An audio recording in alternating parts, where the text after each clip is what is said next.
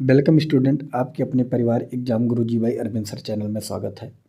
दोस्त, अगर आप RRB, NTPC, railway group D, ALP किसी अन्य एग्जाम की भी तैयारी कर रहे हैं तो फिजिक्स के न्यूमेरिकल से जितने भी प्रश्न हैं आपको एक ही वीडियो में मिलने वाले हैं। इस वीडियो को देखने के बाद जितने भी न्यूमेरिकल के प्रश्न हैं सभी आप को समझ में आ जाएगा और सभी को आसान तरीके से कैसे हल करना है आपको पता चल जाएगा। तो इस वीडियो को आप ध्यान से देखना, हर टाइप के प्रश्न आपको मिलने वाले हैं जो आपकी परीक्षा के लिए रामबाण होने वाला है। और मैं आपको बता दूं, अगर आप RRB group D, ALP, RRB, NTPC किसी अन्य के एग्जाम की तैयारी कर रहे हैं तो उनके लिए बेहतर और एक कैप्सूल क्लास है। तो प्लीज़ इस क्लास को बिल्कुल इग्नोर नहीं करना है, पूरी वीडियो देखना है, समझ में आए तब चैनल सब्सक्राइब करना है। तो चलिए प्रश्न की तरफ बढ़ते हैं। देखिए, पहला प्रश्न है जैसे 100 बी मतलब वोल्ट के विभवांतर पर किसी चालक का 6 एम्पीयर की विद्युत धारा प्रभावित होती है तो खर्च हुई शक्ति बताइए। अब देखिए P बराबर क्या होता है BI। केवल यही यहाँ पे फार्मूला लगेगा क्योंकि यहाँ पे B दिया गया है, वोल्ट दिया गया, I मतलब एम्पियर दिया गया है 6। ठीक है, यहाँ शक्ति पूछा गया तो यही फार्मूला हमें रखना पड़ेगा। तो यहाँ P का मान रखना पड़ेगा। ठीक है, P का मान रखते हैं। B का कितना दिया गया 100 और एम्पियर में कितना दिया गया 6 रख देंगे तो 100 6 का कितना हो जाएगा 600। तो P का मान कितना आ जाएगा 600 वाट, जो कि ऑप्शन आपके सामने ए में दिया गया है। अब अगला प्रश्न आपके सामने 1.5 ओम के प्रतिरोध वाले परिपथ के 150 वोल्ट लगाया जाता है तो प्रतिरोध द्वारा खर्च शक्ति बताइए। अब देखिए यहाँ पे क्या है, यहाँ पे आपको दे दिया गया ओम। ओम किससे हम करते हैं, उसका संकेत क्या होता है आर, ये हमें पता है। तो हम इसमें क्या लगाएंगे P बराबर B² बटा आर, क्योंकि इस फार्मूले में आर है। ठीक है, B यहाँ पे दिया गया है तो हम इसी पे रख देंगे P बराबर B² बटे, मैं यहाँ रखता हूँ P बराबर B² बटा आर। तो हमें P का मान निकालना था। B कितना दिया गया है 150, तो 150 गुणे 150। आर का मान यहाँ पे कितना दिया गया 1.5 ओम, तो 1.5 अगर पॉइंट हटाएंगे तो यहाँ गुणे 10 कर देंगे। 15 से इसको काट देंगे 10 बार में। अब हम इसको गुणा करेंगे तो कितना हो जाएगा 15,000, जो कि किसी भी ऑप्शन में नहीं दिया गया है, लेकिन 15,000 इसका करेक्ट आंसर हो जाएगा। आशा करता हूँ ये भी समझ गए होंगे आप।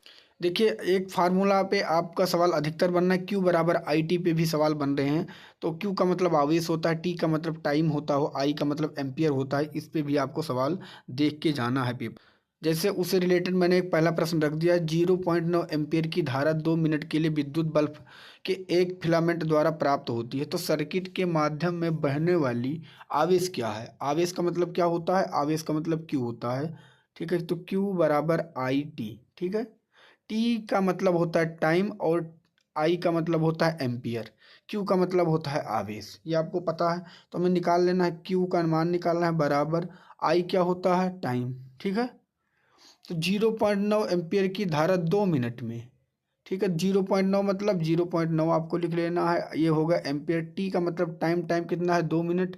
अच्छा, 2 मिनट जो यहाँ दिया गया है इसको अगर आप देखेंगे तो सेकंड में बदलेंगे तो कितना हो जाएगा 120। कितना हो जाएगा 120, क्योंकि सदैव आपको सेकंड में बदलना है। तो क्योंकि 1 मिनट में 60 सेकंड, तो 2 मिनट में 120 सेकंड। अब इसको गुणा करेंगे 12 9 या कितना होगा 108, 1080 हुआ। लेकिन पॉइंट किसके बाद आप देखिए, यहाँ पे पॉइंट लगा है तो आप एक संख्या के बाद भी यहाँ पॉइंट लगा, तो एक संख्या के बाद पॉइंट लगा दिए तो जीरो का मतलब कुछ नहीं हुआ। तो क्यों मतलब आवेश का मान आ गया 108, जो कि ऑप्शन सी में दिया गया है। तो इस टाइप के भी सवाल आपको देख के अब देखिए यहाँ पे सेम प्रश्न है। फिर एक मैंने सोचा इस पे दो प्रश्न रख दूं। यहाँ पे दिया गया एक सर्किट के माध्यम से प्रवाहित होने वाली विद्युत आवेश की मात्रा 300 सेल्सियस होती है तो जब 0.5 एम्पियर की प्रवाह विद्युत बल्ब के एक फिलामेंट द्वारा प्रभावित होती है तो समय बताएं। क्या है फार्मूला, मैंने बताया था कि Q बराबर क्या होता है IT। ठीक है, Q का मतलब आवेश, आवेश यहाँ ऑलरेडी दिया गया कितना 300, तो हम रख देंगे 300। आई का मतलब एम्पियर, एम्पियर दिया गया है 0.5, तो 0.5 रख देंगे।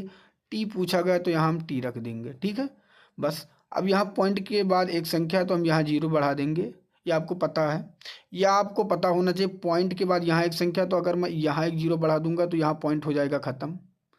5 से अगर मैं इसको काटूंगा तो 5 36 600। अगर टी का मान कितना आ गया, टी का मान आ गया 600 सेकंड, जो कि ऑप्शन ए में दिया गया है। तो आपको अगर फार्मूले पते हैं तो आप हर टाइप के प्रश्न को आसानी से कर पाए। ये जो आपके सामने फार्मूला है W बराबर B गुणे Q, इस पे भी फार्मूले पे सवाल बन रहे हैं, तो इस पे भी हम देखेंगे कि इससे। अब देखिए लिखा गया 12 वोल्ट का विभवांतर होने वाले दो बिंदुओं के बीच है, ठीक है, और किया गया कार्य 36 जूल है। तो उन बिंदुओं के बीच बहने वाली विद्युत आवेश क्या होगी। फार्मूला आपको क्या पता था कि W बराबर B मल्टीप्लाई Q, यही था। W का मतलब पूरा वर्क कितना दिया गया 36 जूल, तो 36 रखेंगे बराबर यहाँ पे वोल्ट विभवांतर कितना दिया गया 12 रखेंगे। आवेश पूछा गया था तो आवेश सेम का सेम रखेंगे। 12 को 36 से काटेंगे 3 बार में, तो आवेश का कितना आ गया 3, जो कि ऑप्शन सी में दिया गया है। सी इसका करेक्ट आंसर हो जाएगा। इस टाइप के मैं प्रश्न एक और प्रश्न देखूंगा। आप यहाँ पे देखिए विभवांतर 12 वोल्ट और किया गया कार्य 60 जूल है, तो सर्किट के माध्यम से प्रवाहित विद्युत आवेश ज्ञात कीजिए। यहाँ पर भी विद्युत आवेश ज्ञात करना है। तो क्या फार्मूला है W बराबर B मल्टीप्लाई Q। W बराबर B मल्टीप्लाई Q। W मतलब पूरा वर्क कितना दिया गया 60, तुम 60 रखेंगे। विभवांतर कितना दिया गया 12 रखेंगे। Q मतलब यहाँ आवेश पूछा गया है। अब 12 से 60 को काटेंगे 5 बार में, तो 5 हो जाएगा, जो कि ऑप्शन ए में दिया गया है। तो इस टाइप के भी प्रश्न आप समझ गए होंगे। बच्चों के द्वारा हमें पता चला था कि H बराबर I स्क्वायर RT पे भी फार्मूले पे आए हैं, प्रश्न बने हैं। तो इस पे भी हम लोगों को देख लेना है कि कैसे प्रश्न बनते हैं, ठीक है। तो कैसे प्रश्न बनेंगे, हमें मुझे ऐसे प्रश्नों को कैसे हल करना पड़ेगा। तो यहाँ पे देखिए पहला प्रश्न उस फार्मूले पे है कि 2 ओम प्रतिरोध पर 5 एम्पीयर की धारा 30 मिनट तक प्रवाहित करने पर अंतरित ऊर्जा क्या होगा। अंतरित ऊर्जा मतलब H का मान निकालना है, तो H बराबर क्या है I स्क्वायर RT, ठीक है। यही H का मान निकालना था, तो I दिया गया है। I का मतलब एम्पियर कितना दिया गया है 5 स्क्वायर है, तो 5 गुणे 5। R दिया गया, R का मतलब ओम कितना दिया गया 2, तो 2। टाइम कितना दिया गया 30 मिनट, तो हम रखेंगे 30 मिनट को हम सेकंड में बदलेंगे तो 60, ठीक है। अब यह अगर हम इसको देखेंगे तो कितना आ जाएगा 25 दूना 50 और 50 और फिर 15 छक्का 90, ठीक है। और 90 और उसके बाद कितने जीरो है 3 जीरो है, तो ये रख देंगे।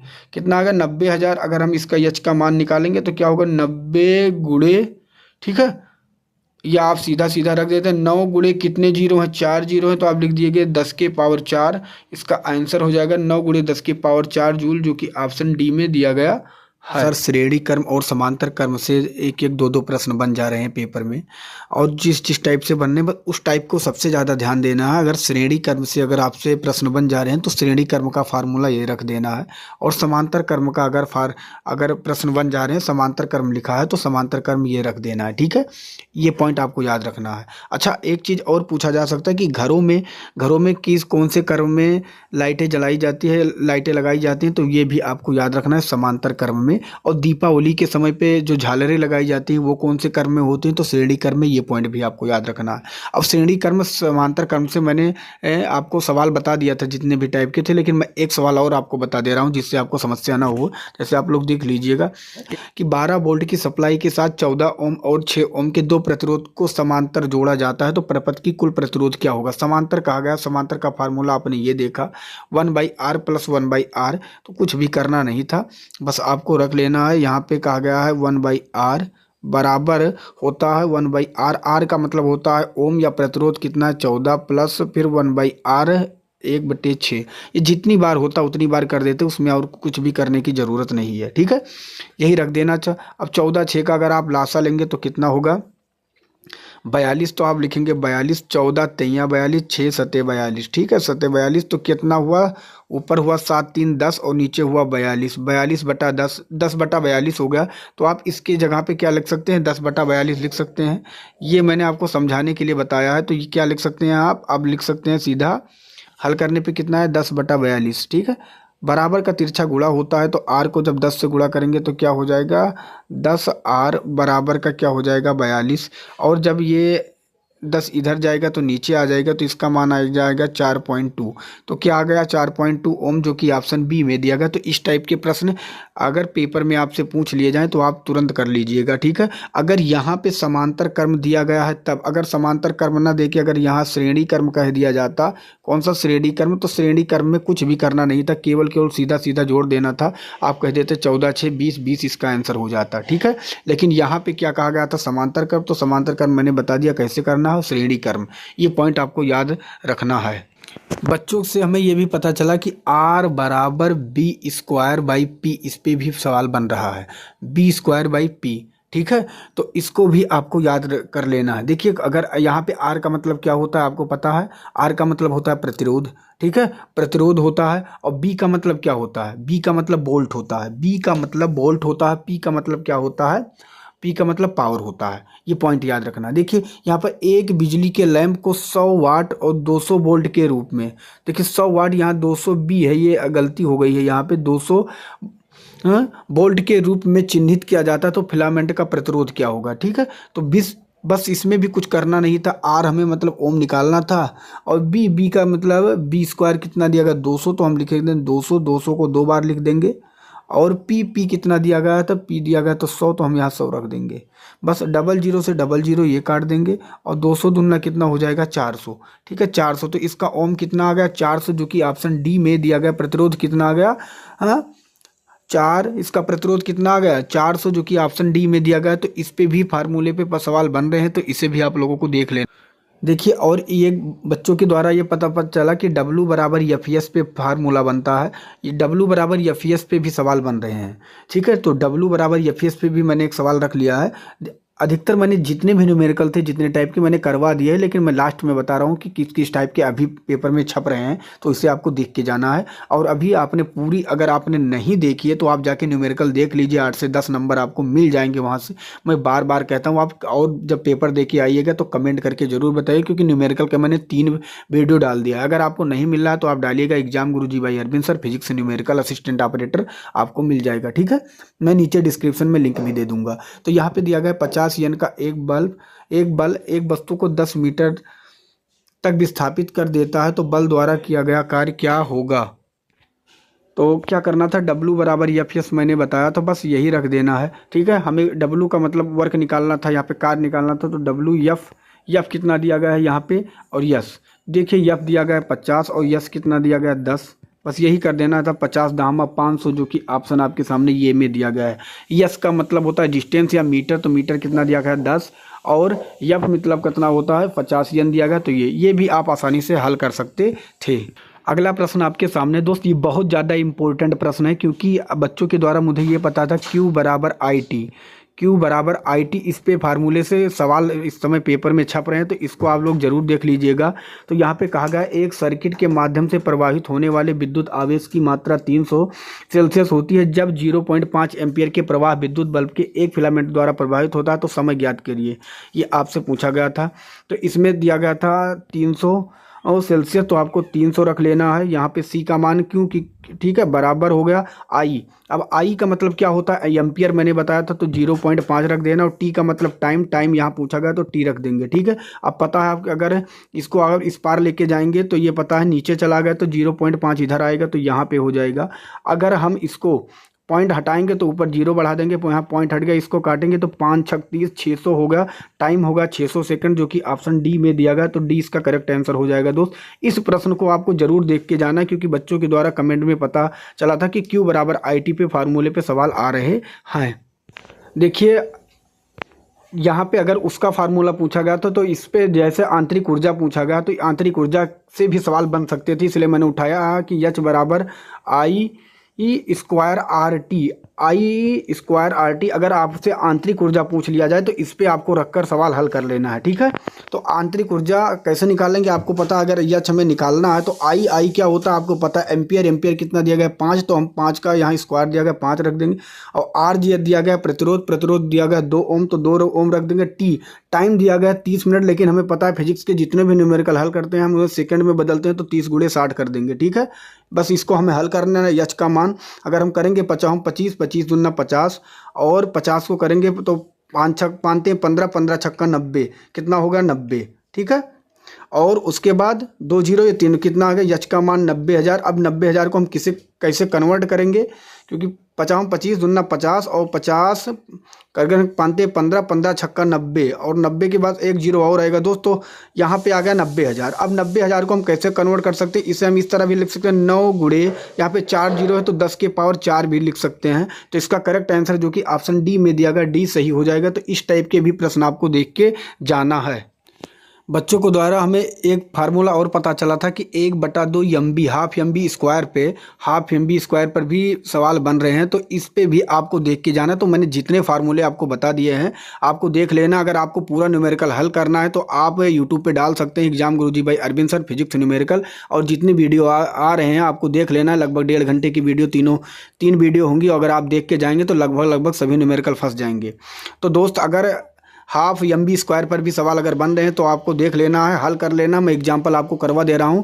पहला 30 मीटर सेकंड की गति से चलने वाले 2 किलोग्राम द्रव्यमान के बाल की गतिज ऊर्जा क्या होगी। तो गतिज ऊर्जा का मतलब 1/2 लिखेंगे। यम का मतलब क्या होता है, यम का मतलब हमें पता है द्रव्यमान। द्रव्यमान यहाँ कितना दिया गया है, तो द्रव्यमान यहाँ पे दिया गया 2, तो हम रखेंगे 2। और B स्क्वायर, B का मतलब यहाँ गति कितना दिया गया B, तो 30 को हम स्क्वायर में 2 बार गुणा कर देंगे और 2 से 2 काट देंगे। 3 त्रिक का कितना होगा 900, कितना होगा 900, तो 900 इसका करेक्ट आंसर हो जाएगा। ठीक है, यहाँ पे गतिज ऊर्जा पूछा गया था तो B होगा जो कि जूल में होगा, B इसका करेक्ट आंसर हो जाएगा। तो आशा करता हूँ ये भी प्रश्न आपके समझ में आ गया हो। सेम प्रश्न यहाँ पर भी है। किसी वस्तु का द्रव्यमान यम 30 kg है तथा वस्तु का वेग b बराबर 5 मीटर सेकंड है, तो वस्तु का गतिज ऊर्जा क्या होगा। अभी आपने फार्मूला पढ़ा 1/2 MB स्क्वायर, 1/2 MB स्क्वायर, इसी पे रख देना। तो 1/2 रखेंगे। यम का मतलब द्रव्यमान, द्रव्यमान दिया गया है कितना 30 kg। बी का मतलब वेग, वेग दिया गया 5, तो 5 गुणे 5 कर देंगे। 2 से 30 को काटेंगे 15 बार में, 15 × 5 = 75 और 75 को 5 से गुणा करेंगे तो हो जाएगा 375। ठीक है, 375 इसका जूल में आ जाएगा, क्योंकि गतिज ऊर्जा सदैव जूल में होता है। तो डी इसका करेक्ट आंसर हो जाएगा। प्रश्न है विभवांतर 12 वोल्ट और किया गया, कार्य 60 जूल है, तो सर्किट के माध्यम से प्रवाहित विद्युत आवेश क्या होगा। आपसे ये पूछा गया, इसका आंसर आपको बताना है। फार्मूला होता है वो होता है दोस्त Q बराबर W/B। ठीक है, W/B। Q किसे कहते हैं, Q हम आवेश को कहते हैं, ये पॉइंट आपको याद रखना है। W क्या होता है, W को हम कहते हैं वर्क या जूल, जो यहाँ पे दिया गया है, और B तो वोल्ट यहाँ पे दिया गया है। बस आवेश का फार्मूला Q बराबर W/B। तो Q का हमें निकालना है तो हम Q सेम का सेम रखेंगे। W कितना दिया गया 60, तो हम 60 रखेंगे। B का मान कितना दिया गया 12, तो हम 12 रखेंगे।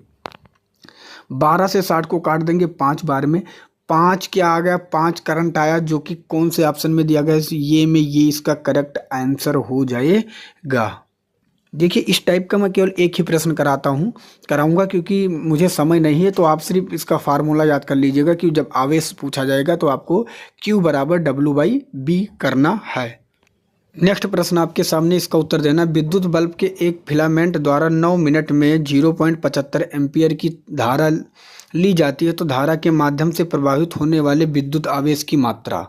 देखिए बिल्कुल इजी है, यहाँ पे विद्युत आवेश का मात्रा पूछा गया है, तो हमें एम्पियर दिया गया, मिनट दिया गया, तो हमें पता है Q बराबर हम लिख सकते हैं। अगर Q का मतलब आवेश ही होता है, ये आपको पता होना चाहिए, जो इसका संकेत है RT होता है। क्या होता है RT, बस यही रख देना, और कुछ करना ही नहीं है।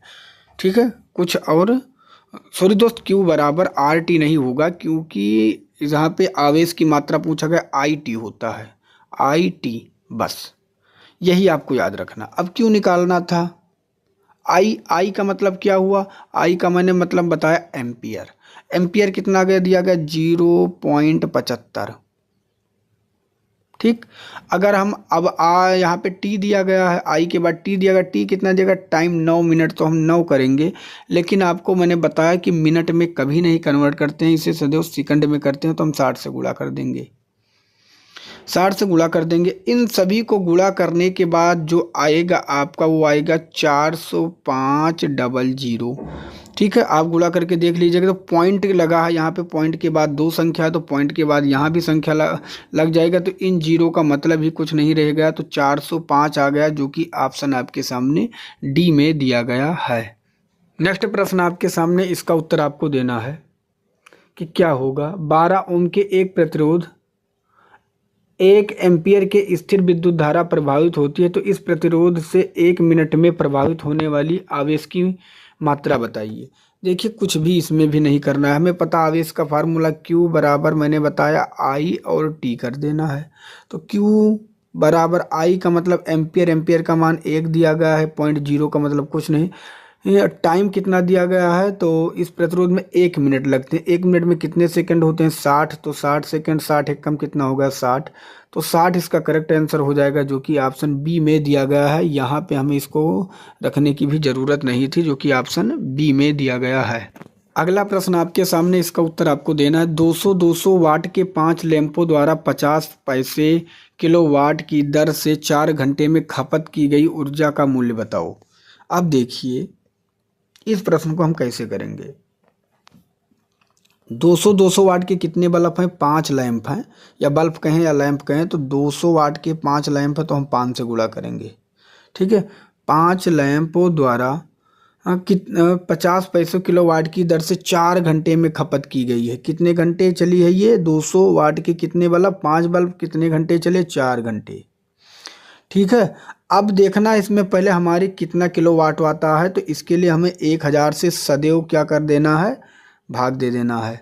तो 00 से 00 कट जाएगा, 5 से काटेंगे 2 बार में, 2 से 2 कट गया, तो केवल क्या बचा? 4 बचा। 4 बचा। अगर 4 बचा और 1 वाट का दाम, किलोवाट का दाम कितना पैसा लगता है? 50 पैसा, तो हम 0.50 से गुणा कर देंगे तो आ जाएगा 2 रुपये। कितना आ जाएगा? 2 रुपये, जो कि ऑप्शन आपके सामने डी में दिया गया है। नेक्स्ट प्रश्न है, एक उपभोक्ता दैनिक 4 घंटे के लिए 100 वाट के 5 लैंप और 2 घंटे के लिए 125 वाट के एक टेलीविज़न और 1 घंटे के लिए 500 वाट के एक विद्युत इस्त्री का उपयोग करता है तो 40 पैसे यूनिट की दर से प्रतिदिन के कुल लोड का ऊर्जा क्या होगा। देखिए इसे हम कैसे करेंगे, पहले हम एक एक को हल करेंगे। 4 घंटे के लिए 100 वाट के 5 लैंप, तो 4 घंटे 100 वाट का अगर बल्ब 5 बल्ब है तो कितना हुआ? 100 पंचे 500, और 4 घंटे के लिए जलता है तो 500 को 4 से गुणा करेंगे तो हो जाएगा 2000 प्लस। अब 2 घंटे के लिए 125 वाट की टीवी, तो 125 को 2 से गुणा करेंगे 250, एक ही टेलीविजन है तो 250 एक कम 250, फिर प्लस। आगे क्या कहा गया है? 1 घंटे के लिए 500 वाट का एक विद्युत इस्त्री, 1 घंटे के लिए इसे, तो अगर हम अब जोड़ेंगे तो कितना आएगा? 22 25 2750। हमें पता है इन सभी को किलोवाट को अगर मैं बदलना है तो 1000 से भाग देना पड़ेगा। अगर मैं भाग दूंगा तो 0 से 0 कट जाएगा, अगर यहाँ 2 0 है तो यहाँ 2 के बाद संख्या लग जाएगा तो 2.75 हो गया, 2.75। अब यूनिट का मान आ गया 2.75 और हमें इससे गुणा किससे करना है ये देखना है। तो यहाँ पे 0.40 से गुणा कर देना, क्योंकि 40 पैसे कहा गया है तो गुणे 0.40 पैसे से अगर हम गुणा कर देंगे और जब इसको गुणा करेंगे तो जो हमारा आंसर आएगा वो 1 रुपये 10 पैसे आ जाएगा। हाँ, जो कि ऑप्शन आपके सामने कहाँ पे दिया गया है? डी में दिया गया। डी इसका करेक्ट आंसर हो जाएगा। 0.40 से जब आप गुणा करेंगे, क्योंकि पॉइंट के बाद 4 संख्या आप हटा दीजिएगा, तो आपको गुणा इतना आना ही चाहिए। नेक्स्ट प्रश्न आपके सामने, इसका उत्तर देना है। 1500 वाट के हीटर द्वारा 4 घंटे चलने पर खर्च की गई ऊर्जा कितनी होगी। अब देखिए 1500 वाट को 4 घंटा चलाएंगे, हमें पता है किससे भाग देंगे? सदैव 1000 से, क्योंकि वाट में पूछा गया है कितनी ऊर्जा होगी। तो 00 से 00 कट जाएगा, 2 से कट जाएगा, 2 दूनी 4, 2 पंचे 10, 5 3 15 और 3 दूनी 6, 6 यूनिट खर्च होगी, जो कि ऑप्शन बी में दिया गया है। नेक्स्ट प्रश्न आपके सामने, इसका उत्तर आपको देना है। जल के अपवर्तनांक 4/3 है तो जल में प्रकाश की गति क्या होगी। अब देखिए यहाँ पे जल का अपवर्तनांक कितना दिया गया है? 4/3, तो हम 4/3 कर देंगे। हमें पता होना चाहिए कि प्रकाश की गति क्या होती है। प्रकाश की गति जल में क्या होती है, तो 3 गुणे 10 के पावर 8, इतना पता होना चाहिए। 3 गुणे 10 के पावर 8 गति पूछा गया, मतलब वेग पूछा गया, तो मैं यहाँ बी लिख दूंगा। ठीक, अब क्या होता है? बराबर का तिरछा गुणा होता है। अगर मैं 4 को b से करूंगा तो कितना हो जाएगा? 4b बराबर, अगर मैं इसमें गुणा करूंगा तो क्या हो जाएगा? 3 त्रिका 9 गुणे 10 के पावर 8। अब क्या करूँगा, अगर मैं इस 4 को हटाऊँगा तो ये 4 कहाँ लग जाएगा, नीचे। अब बी का मान अगर देखेंगे तो 4 से अगर मैं 9 में भाग दूंगा तो 4 दूनी 8, कितना बचा 1, फिर पॉइंट लगाएंगे 4 दूनी 8, 4 पंचे 20, तो कितना आ गया 2 पॉइंट, यहाँ पे मैं लिख दूंगा 2.25 गुणे 10 के पावर 8, जो कि ऑप्शन आपके सामने ये में दिया गया है। आशा करता हूँ वो भी प्रश्न आपके समझ में दोस्त आ गया होगा। अब हम नेक्स्ट प्रश्न की तरफ बढ़ते हैं। मैंने लगभग सभी न्यूमेरिकल को कंप्लीट करवा दिया। अगर आपको हमारी मेहनत दिख रही तो दोस्त वीडियो जरूर लाइक करना। 20 सेंटीमीटर की वक्रता के त्रिज्या वाले एक अवतल दर्पण की फोकस दूरी क्या होगी। हमें पता है वक्रता त्रिज्या वाले एक अवतल दर्पण की फोकस दूरी, हर वक्त आपको याद रखना है वक्रता त्रिज्या वाले कि अवतल दूरी दर्पण की जो फोकस दूरी होती है, अवतल दर्पण की जो फोकस दूरी होती है वह वक्रता त्रिज्या की आधी होती है। अगर 20 दिया गया तो उसका आधा आपको कर देना है, तो आप 10 सेंटीमीटर कह देंगे, जो कि ऑप्शन डी में दिया गया है। सदैव इस पॉइंट को याद रखना है।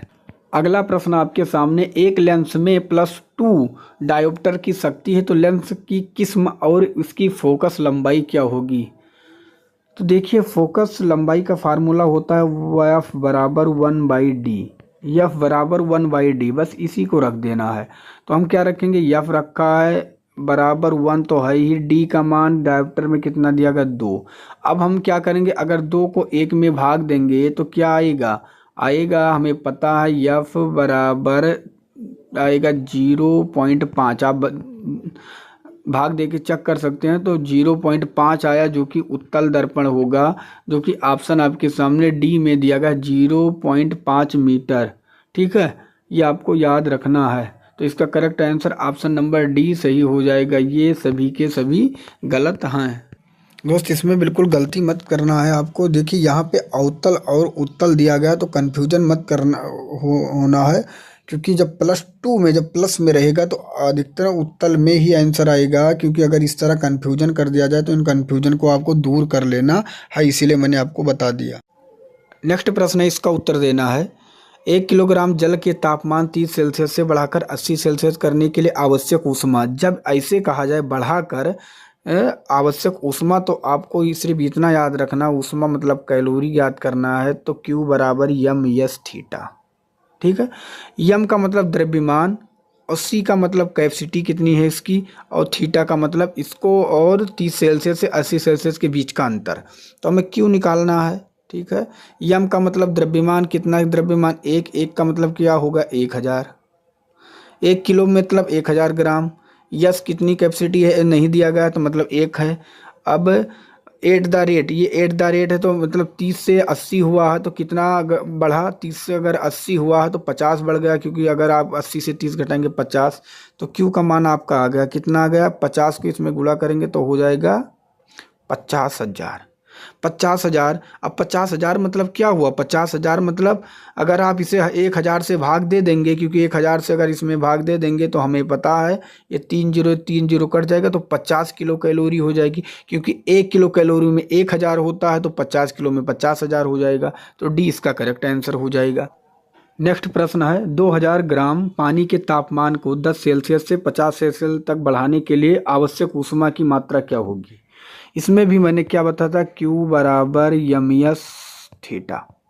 बस Q का हमें मान निकालना है, और m का मतलब द्रव्यमान कितना है 2000, तो 2000 लिख देंगे हम, गुणे यस, यहाँ पे कैपेसिटी कुछ नहीं दिया गया तो 1 रखेंगे। ठीक है, और यहाँ पे थीटा का मान क्या है, 10 से कितना बढ़ के हो गया 50, तो कितना बढ़ा, अगर हम देखेंगे 40 बढ़ा।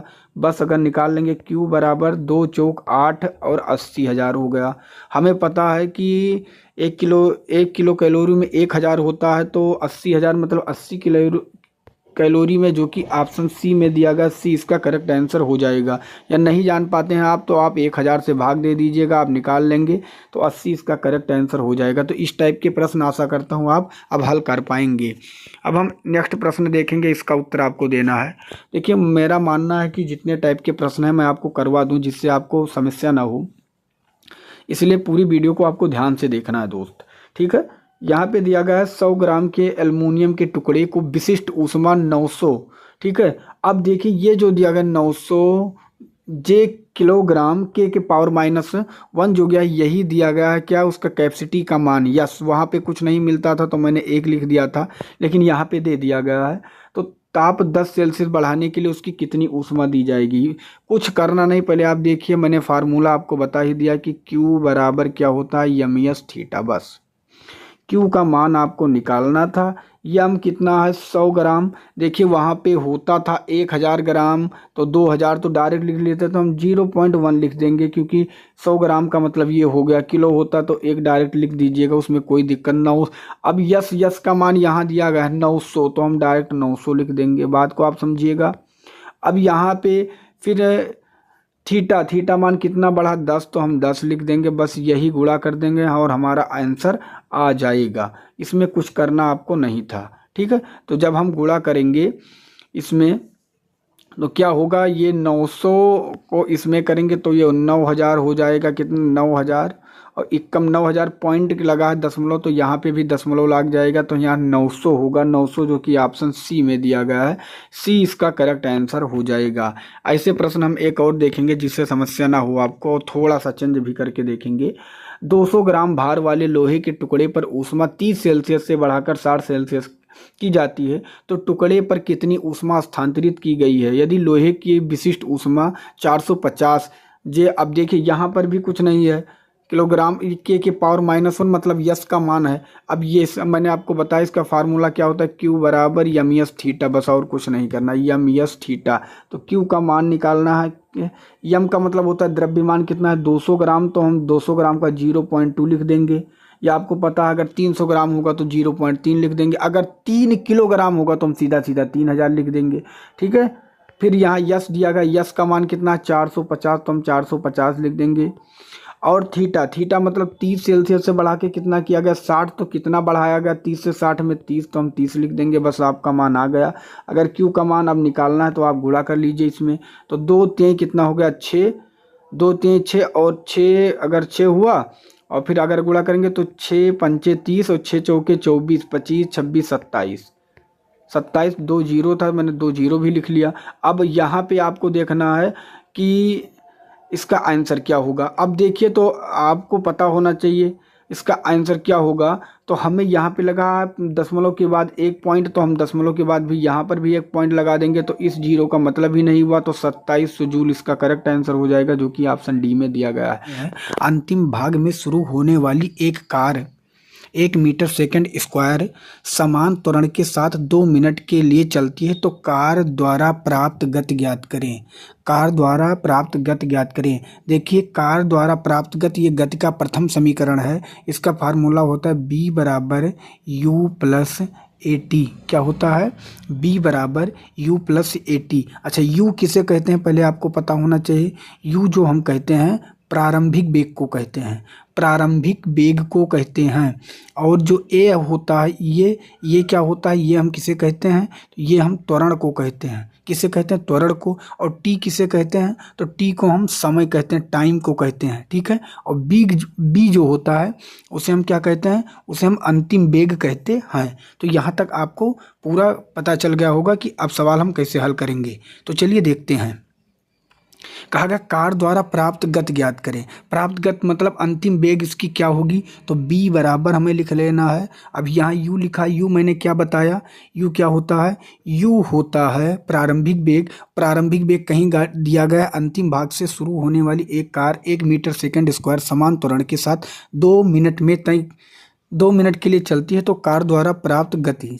देखिए, अगर नहीं दिया गया तो आप क्या रखेंगे, 0, ठीक है। और फिर दिया गया है t, क्या है ये, U प्लस AT है दोस्त, प्लस। अब यहाँ प्लस लगा देंगे, यहाँ तक समझ गए। अब ये दिया गया है, ये कितना दिया गया है, ये का मतलब त्वरण होता है, ये मैंने आपको बता दिया। तो त्वरण कितना है, 1 मीटर सेकंड स्क्वायर, तो हम 1 रखेंगे, ठीक है। 1 रखेंगे तो हम यहाँ 1 रख देंगे। इसके बीच का चिन्ह गुणा होता है टी का मतलब टाइम कितना, मिनट, 2 मिनट। कभी भी अगर आपको लिखना है तो सेकंड में लिखना है, तो 2 मिनट का मतलब क्या हो गया, 2 × 60 मतलब 120 सेकंड। तो हम अब 2 × 60 का मतलब मैं डायरेक्ट लिख सकता हूँ क्या, या यहाँ लिख दूँ b बराबर 0 का मतलब कुछ नहीं होता, 6 दूनी 12, 120। कितना आ गया, 120। तो b बराबर इसका अंतिम वेग आपको मिल गया 120 मीटर सेकंड, जो कि ऑप्शन आपके सामने b में दिया गया है। b इसका करेक्ट आंसर हो जाएगा।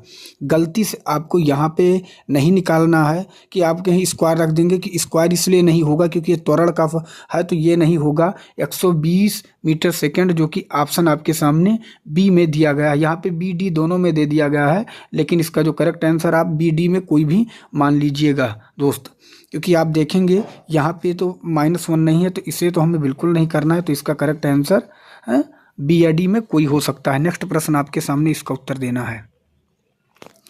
स्थिर अवस्था से शुरू होने के बाद एक नाव एक सीधी रेखा में नियत दर से 3 मीटर सेकंड स्क्वायर के त्वरण से 8 सेकंड तक गति करती है। इस समय के दौरान नाव द्वारा तय की गई कुल दूरी ज्ञात कीजिए। अब देखिए यहाँ पे क्या फार्मूला लगेगा। यस बराबर यू टी ये टी है, आपको समझना, U T plus 1/2 T square. अब आप कहेंगे कि यहाँ पे क्यों आपने ये लगाया। अगर आपसे पूछा जाता यहाँ पे कि बताइए अंतिम वेग क्या होगा, तो आप b बराबर u प्लस टी लगा सकते थे, लेकिन यहाँ पे कहा गया है कुल दूरी ज्ञात करें। तो कुल दूरी का जो फार्मूला होता है यस बराबर U T plus 1/2 T square होता है। इतना आपको याद रखना है, ठीक। अब हम निकाल लेंगे यस बराबर यू का मतलब मैंने क्या बताया, त्वरण कितना है 3, ठीक है। त्वरण कितना दिया गया है 3, तो हम रख देंगे, सॉरी दोस्त, यू का मतलब त्वरण नहीं होता, यू का मतलब होता है प्रारंभिक वेग होता है। यहाँ पे कहीं पे प्रारंभिक वेग नहीं दिया गया है, तो प्रारंभिक वेग नहीं दिया गया तो अपने मन से आप 0 रख दीजिएगा गुणे टी। अब टी का मतलब कितना 8, टी का मतलब टाइम 8 सेकेंड। अब 8 मैंने रख दिया, प्लस यहाँ दिया गया प्लस रख देंगे, और फिर 1/2 दिया गया 1/2 रख देंगे, और फिर इसके बीच का चिन्ह गुणा होता है। फिर ये का मतलब होता है त्वरण, ये का मतलब त्वरण कितना 3, तो हम रखेंगे 3। अब क्या दिया गया है टी का मतलब टाइम कितना यहाँ पे दिया गया है, आपको ये देखना है। तो जो टाइम आपको यहाँ दिया गया है वो 8 सेकेंड दिया गया है। कितना दिया गया है 8 सेकेंड दिया गया है। देख लीजिए यहाँ पे 8 सेकेंड तक गति करती है, तो यहाँ पे हम लिख देंगे 8, लेकिन टी स्क्वायर दिया गया, टी 2 बार, स्क्वायर का मतलब 2 बार, तो हम 2 बार रख देंगे। अब देखिए यहाँ पे 8 को अगर आप 0 से गुणा करेंगे तो 8 जरियम 0 हो जाएगा, तो इसका मतलब कुछ नहीं, ये तो खत्म हो गया 8 जरियम 0। अब यहाँ देखेंगे 2 से अगर 8 को काटेंगे 4 बार में, अब 3 चौक 12 और 12 अट्ठे क्या आ गया 96, तो कितना आ गया 96। यस का मान कितना आ गया 96, तो इसका करेक्ट आंसर होगा 96 मीटर। 96 मीटर स्पीड जो कि ऑप्शन सी में दिया गया है। कुल दूरी कितना हो जाएगा 96 मीटर, ऑप्शन सी इसका करेक्ट आंसर हो जाएगा। नेक्स्ट प्रश्न आपके सामने, इसका उत्तर आपको देना है। यदि एक ट्राली विराम अवस्था से 2 मीटर सेकंड स्क्वायर के त्वरण से गतिमान होती है तो 4 सेकंड बाद उसका वेग क्या होगा। अब यहाँ पे वेग पूछा गया है, और वेग का फार्मूला मैंने आपको बता दिया, बी बराबर यू प्लस ये टी होता है, ठीक। इसी पे रख देना है। यू मैंने क्या बताया, यू प्रारंभिक वेग को कहते हैं, बी अंतिम वेग को कहते हैं, ये त्वरण को कहते हैं, और टी टाइम को कहते हैं। ये आप पता होना चाहिए। त्वरण कैसे पहचानेंगे, जिसके पीछे मीटर सेकंड स्क्वायर लिखा हो वही त्वरण हो जाता है। इतना भी ट्रिक आपको पता होना चाहिए। अब कहा गया है इसका वेग क्या होगा, ठीक है, तो हम रखेंगे बी बराबर यू। देखिए यहाँ पे ट्राली विराम अवस्था से 2 मीटर सेकंड स्क्वायर के त्वरण से गतिमान होती है तो 4 सेकंड बाद उसका वेग क्या होगा, आपसे ये पूछा गया है, ठीक है। यहाँ पे u का मान प्रारंभिक वेग कहीं दिया गया है, तो प्रारंभिक वेग कहीं नहीं दिया गया है, तो हम क्या करेंगे प्रारंभिक वेग पे हम 0 रख देंगे प्लस। अब ए क्या है त्वरण, ये क्या है त्वरण कितना दिया गया 2 मीटर, तो हम 2 रख देंगे 2, ठीक है। अब t कितना दिया गया है समय 4 दिया गया, तो हम रख देंगे 4, ठीक। बस आपका लग चुका। अगर हम निकालेंगे तो b 0 का मतलब कुछ नहीं, 2 चौक कितना हो गया 8, ठीक है। तो आपका क्या आ गया, आपका जो वेग आ गया वो 8 मीटर सेकंड, जो कि ऑप्शन आपके सामने ए में दिया गया है। नेक्स्ट प्रश्न आपके सामने, इसका उत्तर आपको देना है। एक वस्तु स्थिर स्थिति से आरंभ होकर 4 मीटर प्रति वर्ग सेकंड के निरंतर त्वरण से स्थानांतरित होती है तो 8 सेकंड के बाद उसकी गति कितनी होगी। उसकी गति कितनी होगी। देखिए यहाँ पे फिर पूछा गया अंतिम गति, जब पूछा गया उसकी गति कितनी होगी तो अंतिम गति इसका फार्मूला मैंने बताया b बराबर u plus A T, u plus A T, बस यही रख देना है हमें।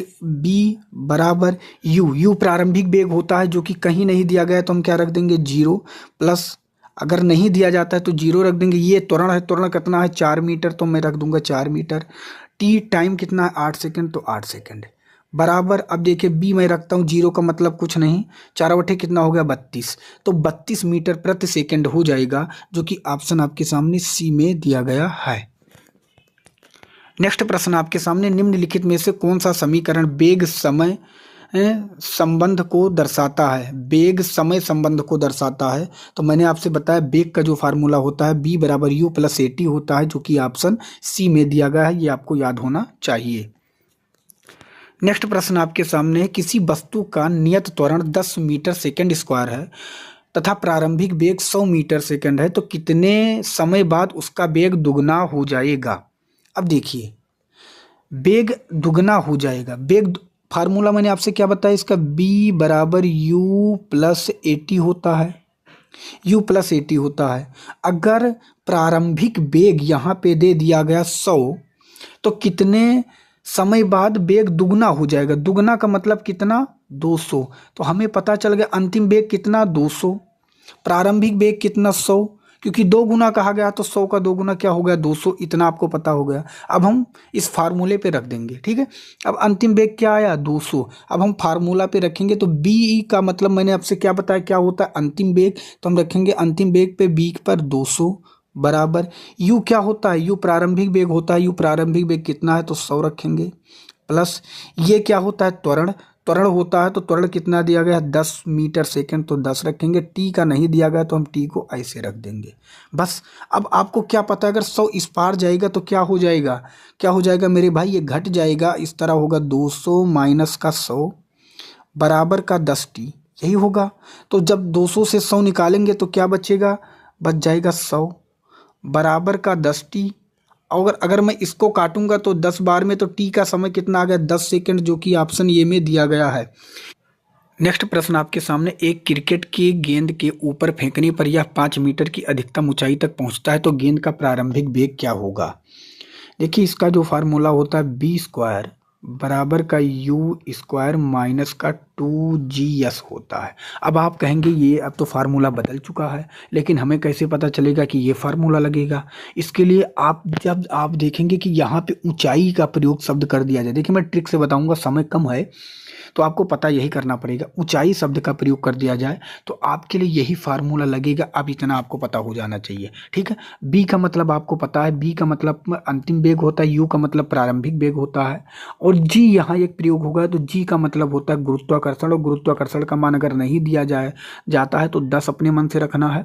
और यश क्या होता है, तो यश जो होता है कितनी ऊंचाई है तो उसके आपको रखना है, ठीक है। तो अभी आप जब हम हल करेंगे तो आप खुद समझ जाएंगे। तो यहाँ पे क्या है, गेंद का प्रारंभिक वेग क्या होगा।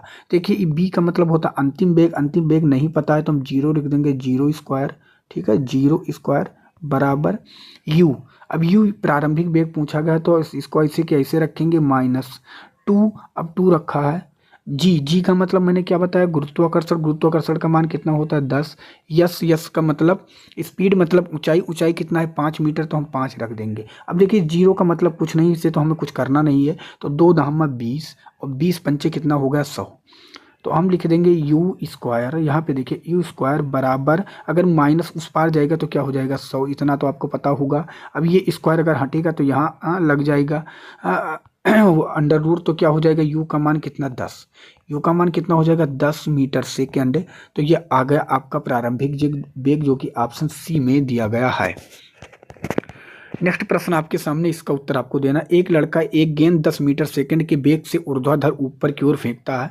यदि g का मान 10 मीटर सेकंड है तो गेंद द्वारा प्राप्त ऊंचाई, देखिए यहाँ पर भी ऊंचाई दे दिया गया है, तो मैंने आपसे बताया इसका फार्मूला क्या होता है। इसका फार्मूला होता है b स्क्वायर बराबर u स्क्वायर माइनस का 2gs, ठीक है। बस अब यहाँ पे क्या दिया गया है, देखिए 10 मीटर सेकंड के वेग से वह ऊर्ध्वाधर ऊपर की ओर फेंकता है। यदि g का मान 10 मीटर सेकंड है तो गेंद द्वारा प्राप्त ऊंचाई, यहाँ पे ऊंचाई पूछ लिया गया है। अब ऊंचाई के लिए आप क्या करेंगे, यहाँ पे फेंकता जो है ये कौन सा है, 10 मीटर सेकंड के वेग से ऊर्ध्वाधर की ऊपर की ओर फेंकता है, यह है प्रारंभिक वेग। ये आपको पता चल गया। अगर ये प्रारंभिक वेग है तो बी का मतलब अंतिम वेग हमें नहीं पता, तो हम क्या रख देंगे, यू, बी का मतलब 0²। प्रारंभिक वेग कितना दिया गया, 10। मैंने आपसे बताया यू को प्रारंभिक वेग कहते हैं, बी को अंतिम वेग कहते हैं, मैंने आपसे ये बार बार आपको बता दिया है। ठीक है, तो यू 10 मीटर सेकंड है तो हम 10 का क्या रख देंगे, स्क्वायर माइनस, ठीक है, 2 लिखा है 2 रखेंगे। जी का मतलब क्या होता है, गुरुत्वाकर्षण। जी का मतलब क्या होता है, गुरुत्वाकर्षण। गुरुत्वाकर्षण का मान कितना दिया गया, 10। ठीक है, और यहाँ पे यस दिया गया, यस का मतलब क्या है, यस ऐसे रख देंगे। यहाँ आप समझ गए। तो देखिए 0 का मतलब कुछ नहीं होता, इसे हम हटा देंगे। 10 धाम में कितना हो गया, 100, तो हम लिखेंगे 100। ठीक है, अब माइनस अगर हटा देंगे तो ये बराबर हो जाएगा, और उस पार जाएगा तो क्या हो गया, 2 धाम में 20 यस। ठीक है, अगर मैं इसको काटूंगा 20 से 100 को तो कितनी बार में कट जाएगा, 5 बार में। तो यस, यस का मतलब हुआ स्पीड, या स्पीड का मतलब हाइट। हाइट मतलब ऊंचाई कितना आ गया, तो आ गया 5 मीटर, जो कि ऑप्शन सी में दिया गया है। नेक्स्ट प्रश्न आपके सामने, एक पत्थर एक भवन की छत से छोड़ने पर पृथ्वी के सतह तक गिरने में 4 सेकंड लेता है, तो भवन की ऊंचाई बताइए। अब देखिए यहाँ पे ना प्रारंभिक वेग आपको पता है, ना अंतिम वेग पता है। दोनों में कुछ ना कुछ होना तो चाहिए, ना प्रारंभिक वेग है ना अंतिम वेग है। और जब प्रारंभिक वेग और अंतिम वेग नहीं रहता है तब कौन सा फार्मूला लगता है, इस पे आपको ध्यान देना है। तो इसके लिए आपको क्या कर देना होगा, ये होता है यस बराबर यूटी प्लस 1/2 GT²। ठीक, ये कर देना है। देखिए कुछ भी नहीं है, 2 से 3 आपके फार्मूले हैं, आपको नोट डाउन कर लेना है, पेपर देने से पहले इसको देख लेना है, बस आपके जितने भी न्यूमेरिकल हैं हल हो जाएगा। भाई अगर सिलेक्शन लेना है तो इतना आपको मेहनत तो करना ही पड़ेगा। तो यस का मतलब स्पीड या ऊंचाई समझ लीजिए, बस यही आपको रख देना है। भवन की ऊंचाई सीधा सीधा पूछा गया, तो यू क्या होता है, यू अंतिम वेग होता है। अंतिम वेग है कहीं, कुछ नहीं है, तो अंतिम वेग को हम 0 रख देंगे, 0। ठीक है, यस बराबर यहाँ 0। टी का मतलब टाइम, टाइम 4 सेकंड, तो 4 सेकंड रख दीजिएगा, प्लस 1/2 रख देंगे। जी का मतलब क्या होता है, जी का मतलब गुरुत्वाकर्षण। गुरुत्वाकर्षण का मान कितना होता है, 9.8। ठीक, टी का मतलब क्या होता है, टाइम। टाइम कितना दिया गया है, 4। टी के ऊपर क्या लिखा है, स्क्वायर, तो हम टी को कितनी बार रखेंगे, 2 बार। बस 4 जीरो में क्या होता है, 0, तो इसका मतलब कुछ नहीं, इनको हटा दीजिए आप। 2 से आप 4 को काट देंगे 2 बार में। बस अब क्या होगा, एस बराबर 4 दूनी कितना हो गया, 8 गुणे 9.8। बस यही अगर आप गुणा करेंगे तो आपका कितना आंसर आ जाएगा, 78.4 मीटर, जो कि डी में दिया गया, डी इसका करेक्ट आंसर हो जाएगा। आगे बढ़ने से पहले मैं आपको बता दूं, अगर आप रेलवे की तैयारी कर रहे हैं, RRB, NTPC, RPF, SI, ALP technician, तो एक ई बुक मैंने लॉन्च किया है जिसमें जीके और विज्ञान में फिजिक्स, केमिस्ट्री, बायोलॉजी और प्लस गणित के वही प्रश्न सभी कवर किए गए हैं जो अब तक परीक्षा में पूछे गए हैं, और उसी को टॉपिक वाइज प्लस कलरफुल ई बुक तैयार किया गया है। अगर इस ई बुक को आप लेना चाहते हैं तो अभी आप डिस्काउंट पे ले सकते हैं, और इसके लिए आपको क्या करना होगा, आपको मैं बता रहा हूँ, जो नंबर 89 48 66 76 52, इस नंबर पे आप व्हाट्सएप करके, ठीक है, जानकारी ले सकते हैं कि कैसे आपको ई बुक मिलेगी। अगर आपको सिलेक्शन लेना है तो मैं बार बार कह रहा हूँ, इस ई बुक को आप ज़रूर परचेज कर लीजिए। अभी मैं डिस्काउंट में आपको इसे 39 रुपये में दे रहा हूँ, बाद में इसका रेट 100 रुपये हो जाएगा। ये लगभग 400 पेज की ई बुक है, तो प्लीज़ इस ई बुक को आप ज़रूर बाई करें अगर आपको सिलेक्शन लेना है तो। नेक्स्ट प्रश्न है, धरती की सतह पर मापने पर एक वस्तु का भार 60 यन है, तो चंद्रमा की सतह पर मापने पर उसका भार क्या होगा। देखिए धरती पे जितना होता है चंद्रमा पे उसका 1/6 होता है, ये आपको पता होना चाहिए। अगर धरती पे उसका भार 60 है तो चंद्रमा पे 1/6 उसका कितना हो जाएगा, अगर हम देख लेंगे तो 6×10 यन, जो कि ऑप्शन आपके सामने ये में दिया गया, ये इसका करेक्ट आंसर हो जाएगा। दोस्त चैनल पे नए हैं तो चैनल को सब्सक्राइब कर लेना है। यूपी पुलिस की अगर आप तैयारी कर रहे हैं तो आपके लिए जो मैं कंटेंट लेकर आ रहा हूँ उसे आप पढ़ने के बाद मैं दावे के साथ कहता हूँ 100% आपका सिलेक्शन हो जाएगा। नेक्स्ट प्रश्न आपके सामने, पृथ्वी पर किसी वस्तु का वजन 200 यन है, इसका द्रव्यमान क्या होगा अगर जी बराबर 10 मीटर सेकंड स्क्वायर है। देखिए इसका द्रव्यमान पूछा गया, और द्रव्यमान अगर पूछा गया तो इसका फार्मूला होता है W बराबर mg।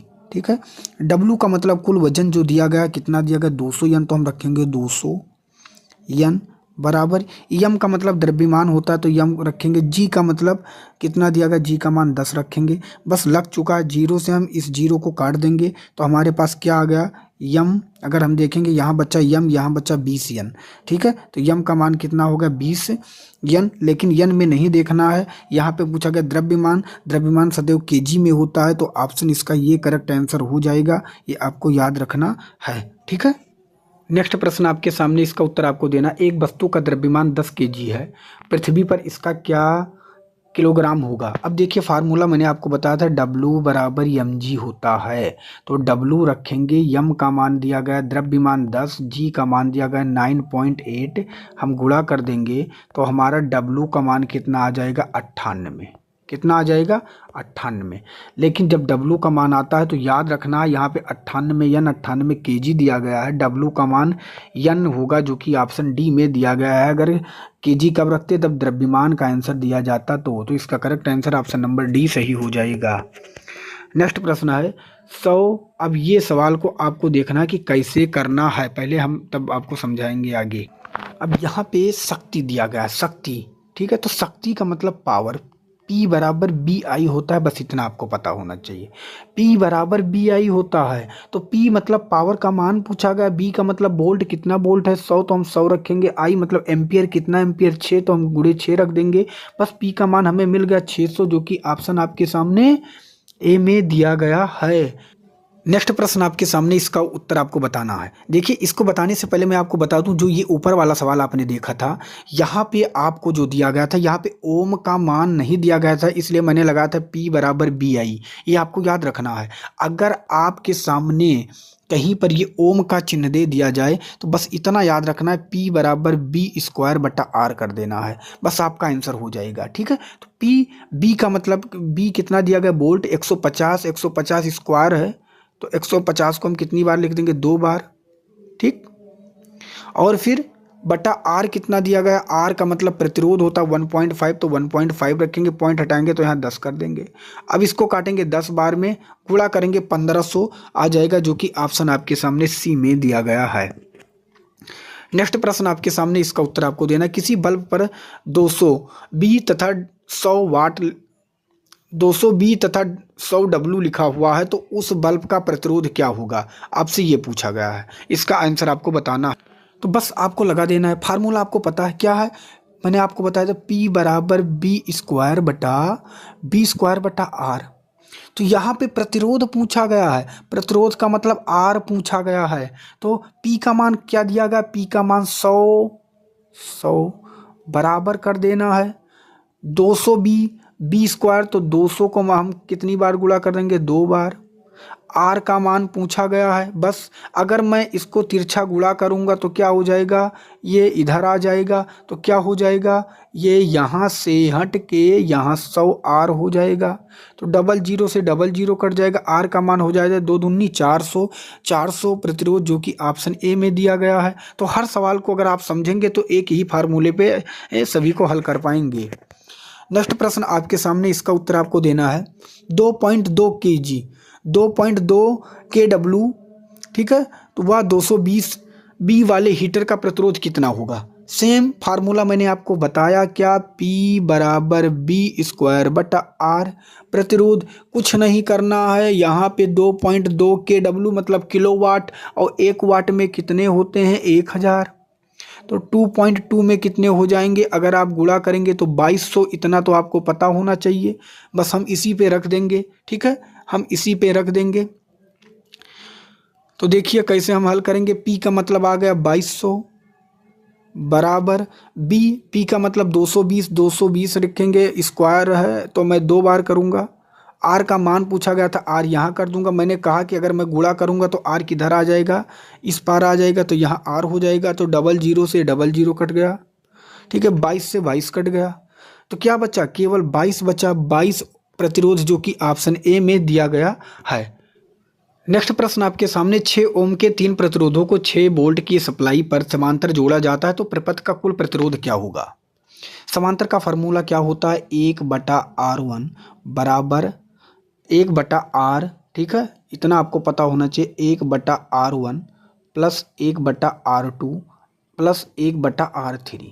जितनी बार होगा हम लिख देंगे। तो 3 बार था तो हम 3 बार कर दिए, बस कर देना है आपको यही। तो हम R1 R2 R3 पे क्या रख देंगे, R1 R2 R3 पे हमें पता है 1 R1 6, 1/R2 फिर 3 बार है 6, फिर तीसरी बार 1/6। 6 का लासा कितना हो जाएगा, 1/R हम यहाँ लिख देंगे, 6 का लासा कितना हो जाएगा 6। ठीक है, यहाँ आप समझ गए। और 1 2 3 ऊपर जोड़ लेंगे तो 3, क्योंकि नीचे का हर बराबर है। तो अब यहाँ देखें गुणा करेंगे तो क्या होगा, 6 कम 6, ध्यान से समझना, 6 कम 6 बराबर 3 को R से करेंगे तो हो जाएगा 3R। अब 3 से 6 को काटेंगे 2 बार में। अब R का मतलब प्रतिरोध आपका आ गया 2, जो कि ऑप्शन डी में दिया गया, डी इसका करेक्ट आंसर हो जाएगा। नेक्स्ट प्रश्न आपके सामने देखिए, यहाँ पे दिया गया 18 16 42 74, इन सभी को चारों कैपेसिटरों को समांतर में जुड़े हुए होने पर परिणामी कैपेसिटी क्या होगी। देखिए, जब समांतर में जोड़ना है तो आपको 18 16 42 74 सभी को जोड़ लेना है एक साथ, और जब सभी को एक साथ जोड़ लेंगे तो 150 हो जाएगा। कब, जब इसे कहा जाएगा समांतर में, तब। तो इसका correct answer option number D सही हो जाएगा। नेक्स्ट प्रश्न आपके सामने, इसका उत्तर आपको देना है कि इसका आंसर क्या होगा। अब 2F और 3F कैपेसिटी के 2 कंडेंसर श्रेणी में जुड़े हैं, तो 2F का तीसरा कंडेंसर उसके समांतर जुड़ता है तो परिणामी कैपेसिटी क्या होगा। अब तीसरा 2F के साथ जुड़ता है। अब हमें अभी कुछ नहीं करना है, कैसे आपको समझना है। पहले ये 2 जुड़े हैं, इनको हम निकालेंगे। कैसे निकालेंगे, जब ऐसे प्रश्न तीसरा जोड़ने को आपसे पूछा जाए, बस ये ट्रिक आपको याद रखना है। तीसरा, तो पहले जो 2 दिया गया इसको आपको ऊपर का गुणा कर लेना है और नीचे इन दोनों को जोड़ लेना। 2 3 और 2 3 क्या हो गया 5। फार्मूला बताऊंगा तो आप ज़्यादा परेशान हो जाएंगे। तो 2 3 6/5 हो गया। कितना होगा 6/5। अब जो तीसरा दिया गया 2F, इसी को जोड़ लेना है, बस आपका आंसर आ जाएगा। 5 दूनी 10 और 10 से 6 जोड़ेंगे तो क्या हो जाएगा, 5 दूनी 10 और 6 हो जाएगा 16/5F, जो कि ऑप्शन बी में दिया गया 20 का करेक्ट आंसर हो जाएगा। नेक्स्ट प्रश्न आपके सामने, 10 ओम के 2 समान प्रतिरोध समांतर रूप में जुड़े हुए हैं। या संयोजन 10 ओम के तीसरे, देखिए यहाँ पे भी तीसरा दे गया, तीसरे प्रतिरोध से जोड़ा जाता है तो संयोजन के समकक्ष प्रतिरोध किसके बराबर होगा। तो 10 के 2 समान प्रतिरोध, 10 के 2 समान का मतलब 10 का 1 है और 10 का और 1 है, 2 समान प्रतिरोध। मैंने आपसे क्या बताया इसे सवालों का ट्रिक, आपको पहले इन दोनों को ऊपर गुणा कर देना और नीचे जोड़ देना। 10 10 कितना हो गया 20। ठीक, बस अगर हम इसको निकालेंगे तो क्या 10 से ये कट जाएगा 2 बार में, 2 से कट जाएगा 5 बार में, कितना है 5। और हमें जोड़ना था तीसरा कितना था 10, तो हम 10 इसमें जोड़ देंगे, 10 इसमें हम क्या करेंगे जोड़ देंगे, तो कितना हो गया 15 ओम, जो कि ऑप्शन सी में दिया गया है। तो दोस्त, इतने इजी वे में आपको कोई नहीं बताने वाला है, ये आपको याद रखना है। लेकिन चैनल पे हैं तो नए हैं तो चैनल को सब्सक्राइब कर लीजिएगा, क्योंकि मैं बहुत मेहनत करता हूँ। आज मैं खुद आप इस न्यूमेरिकल की क्लास लेने के लिए मैं आपको बता दूँ, आज मैंने ड्यूटी स्किप कर दिया है, जिसके लिए मैंने एक एप्लीकेशन दिया, क्योंकि मैं ये चाहता हूँ कि जो बच्चे हमारे साथ जुड़े हैं उनको बेहतर तैयारी के साथ पेपर में जाएं और अच्छा परफॉर्मेंस करके आएँ। तो दोस्त, बस आपसे रिक्वेस्ट है कि चैनल को भी सब्सक्राइब कर देना है, मित्र तक शेयर कर देना है। 12N मतलब न्यूटन तथा 8N परिमाण के 2 बल एक वस्तु पर कार्यरत हैं, तो वस्तु पर लगने वाले परिणामी बल की अधिकतम मान क्या होगा। अब देखिए दोस्त, अगर 12 न्यूटन और 8 न्यूटन का परिमाण जो है, ठीक है, 12 न्यूटन तथा 8 न्यूटन का परिमाण 2 बल एक ही वस्तु पर अगर लगे हैं, क्या कहा गया, एक वस्तु पर कार्यरत हैं, तो वस्तु पर लगने वाले परिणामी बल का अधिकतम मान। तो कुछ भी करना नहीं है, अगर एक ही वस्तु पर लगे हैं तो 12N जो ये है और प्लस 8N हम जोड़ देंगे और क्या हो जाएगा 20। ये आपको याद रखना है, 20N इसका करेक्ट आंसर हो जाएगा, जो कि ऑप्शन आपके सामने सी में दिया गया है। नेक्स्ट प्रश्न आपके सामने, इसका उत्तर आपको देना है। एक बल 2I + 3J + 6K द्वारा प्रदर्शित होता है, तो इस बल का परिमाण क्या होगा। आपको पता होना चाहिए दोस्त, I को हम X कहते हैं और J को हम Y कहते हैं और K को हम क्या कहते हैं Z।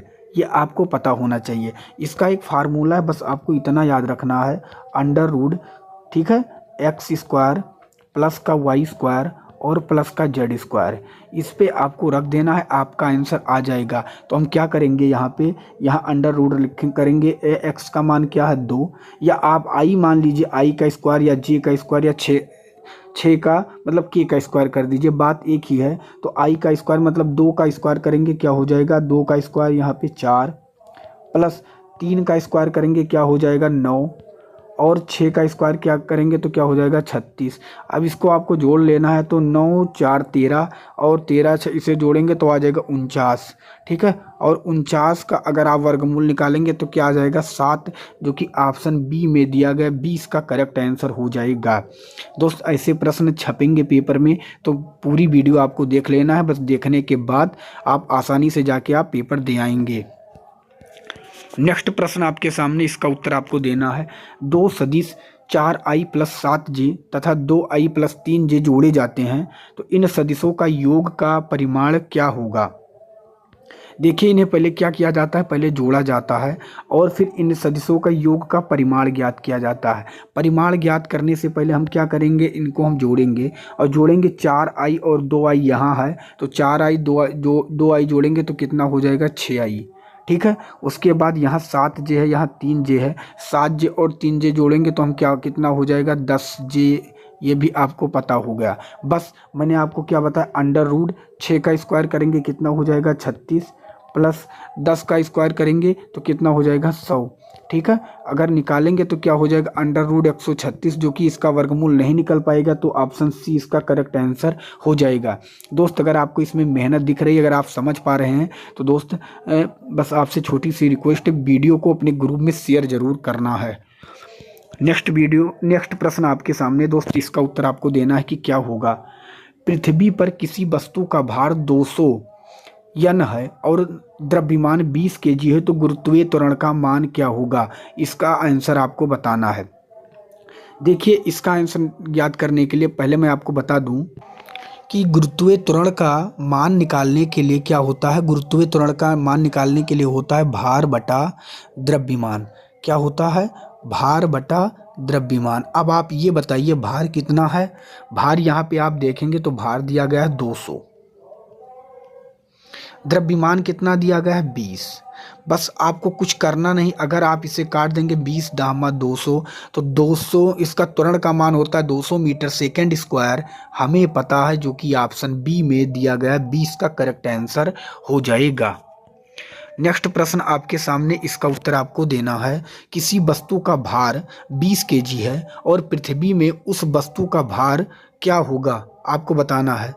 पृथ्वी में उस वस्तु का भार क्या होगा। अब देखिए, उस वस्तु का भार कितना है 20 kg, और पृथ्वी पे अगर आपसे पूछा गया है तो कुछ भी करना नहीं है, क्योंकि गुरुत्वीय त्वरण का मान कितना दिया गया है 9.8, तो हम 9.8 से कर देंगे गुणा, ठीक है। हमें पृथ्वी पर देखना है, बस अगर करेंगे तो होगा 2 8 16, 2 9 18, 1 19, ठीक है।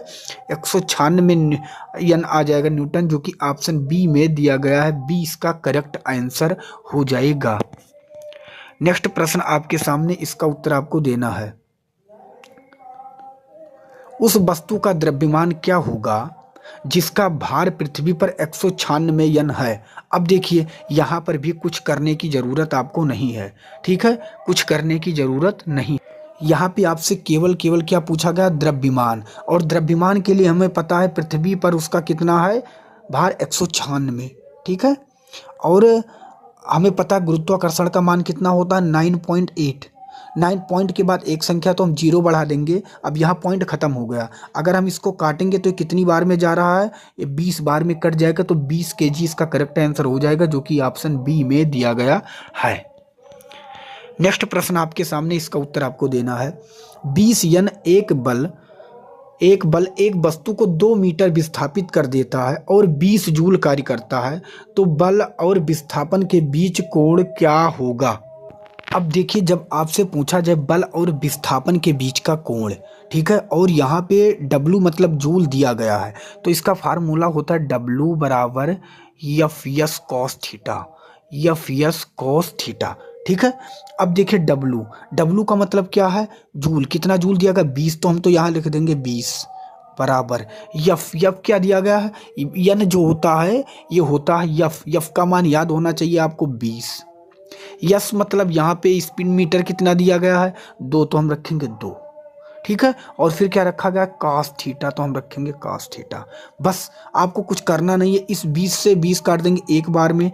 अब हमें क्या पता है, अगर ये 2 बचा है, 2 इस पार आ जाएगा तो क्या हो जाएगा, यहाँ हो जाएगा 1/2 बराबर का कॉस थीटा। 1/2 बराबर का कॉस थीटा। अब 1/2 कॉस थीटा का कौन सा मान होता है, अगर आपने पढ़ा होगा तो आप कहेंगे 60 अंश, जो कि ऑप्शन ए में दिया गया है।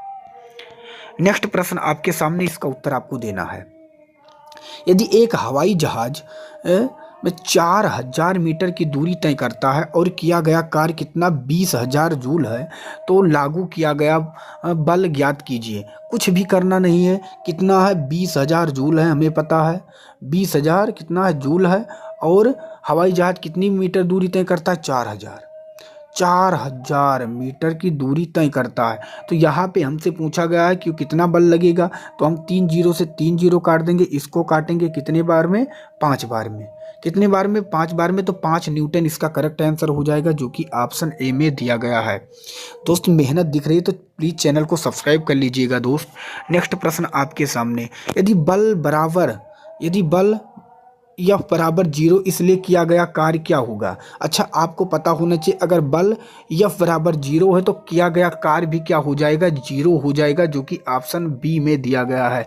जितने टाइप के प्रश्न बन सकते हैं मैं सभी टाइप के प्रश्न लेकर आपके सामने आया हूँ। जब कोई वस्तु बल की दिशा में 1 मीटर की दूरी पर 1 यन बल के द्वारा चलती है तो किया गया कार्य का मात्रा क्या होगा, आपसे ये पूछा गया है। अब किया गया कार्य आपसे पूछा गया, हमें पता है क्या होता है, W बराबर एफ यस। W बराबर एफ यस, तो W का मान ही पूछा गया है यहाँ पे।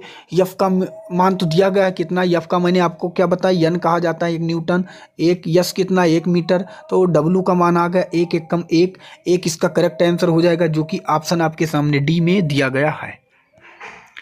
नेक्स्ट प्रश्न आपके सामने, इसका उत्तर देना है। यदि कोई कार 500 यन की नियत बल के साथ 15 किलोमीटर की दूरी की यात्रा करता है तो किया गया कार्य की गणना कीजिए। अब देखिए किए गए कार्य मतलब जूल, मतलब क्या होता है W बराबर मैंने क्या बताया एफ यस W। अब देखिए एफ क्या है 500 न्यूटन, यन अब देखिए 500 हम रखेंगे 500, यन कितना मीटर 15 किलोमीटर। अब देखिए 15 किलोमीटर को मीटर में बदलना है, तो 1 किलोमीटर में 1000 मीटर, तो 15 किलोमीटर में 15,000 मीटर। बस 15 पचे क्या हो गया 75, और 15 पचे क्या हो गया 75, और 75 के बाद 2 और 3 5 जीरो होना चाहिए, तो W का मान आ गया 2 3 2 5, जो कि ऑप्शन सी में दिया गया, सी इसका करेक्ट आंसर हो जाएगा। नेक्स्ट प्रश्न आपके सामने, इसका उत्तर आपको देना है। 10 यन का एक क्षैतिज बल 5 केजी की एक वस्तु को बल की दिशा में 2 मीटर की दूरी तक विस्थापित कर देता है, तो बल द्वारा किया गया कार्य। अब देखिए इसका आंसर आप कैसे निकालेंगे। यहाँ पे आपसे केवल कार्य पूछा गया है, और कार्य क्या करेंगे आप, W बराबर एफ यस। यहाँ पे जो केजी दे दिया गया, यहाँ पे आपको भड़काने के लिए दे दिया गया है, कुछ करना नहीं है। W है बराबर रखेंगे, यफ मैंने क्या बताया, जो यन दिया जाता है उसी को मान यफ कहते हैं, तो 10। यस मतलब क्या मीटर, कितना मीटर 2, तो बस आपका आंसर आ गया। W का मान आपको मिल गया 10 दूना 20, तो 20 जूल जो हो जाएगा, ऑप्शन ये में दिया गया, ये इसका करेक्ट आंसर हो जाएगा। तो दोस्त जब आप किसी चीज़ को ध्यान से देखेंगे पढ़ेंगे तो आप हर प्रश्न का उत्तर दे पाएंगे। हमारे पास समय कम है, इसलिए इस टॉपिक को इसी तरह आप पढ़ेंगे तभी आपका सिलेक्शन होगा। मैं आपको पूरा थ्योरी के साथ नहीं बता पाऊंगा क्योंकि टाइम कम है। नेक्स्ट प्रश्न आपके सामने, 50 यन का एक बल्ब एक वस्तु को 10 यम तक विस्थापित कर देता है, तो बल द्वारा किया गया कार्य। फिर बिल्कुल इजी है, मैंने आपसे क्या कहा, W बराबर क्या होता है एफ यस।